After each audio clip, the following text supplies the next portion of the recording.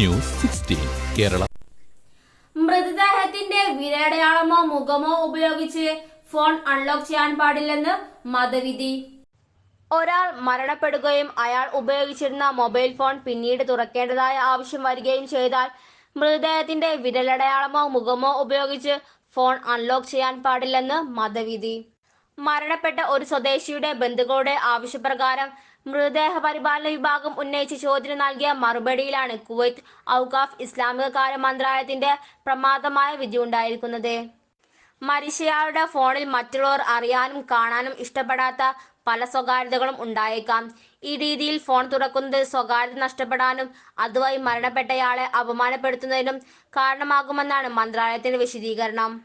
ഇനി ഇത്തരം ഫോണുകൾ തുറക്കേണ്ട അനിവാര്യമായ കാരണങ്ങളുണ്ടെങ്കിൽ ജുഡീഷ്യറി വഴിയോ ബന്ധപ്പെട്ട സുരക്ഷാ അതോറിറ്റി വഴിയോ ആയിരിക്കണമെന്നും മന്ത്രാലയം വ്യക്തമാക്കി. News 16 news desk. പക്ഷമില്ല, വിവേചനമില്ല. നേരിനൊപ്പം, നാടിനൊപ്പം, നാട്ടുകാർക്കൊപ്പം. News 16 Kerala channel.